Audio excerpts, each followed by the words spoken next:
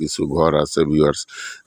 এই ঘর টর সব একদম রেটটা দেখলেই আপনাদের ৫% জমি, ৫% জমি হিসেবেই কিনতে হবে ভিউয়ার্স, জমি হিসেবেই কিনতে হবে।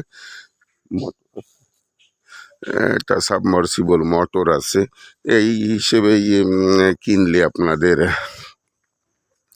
লাভ। এই যে সাবমার্সিবল মোটর ভিউয়ার্স, এই যে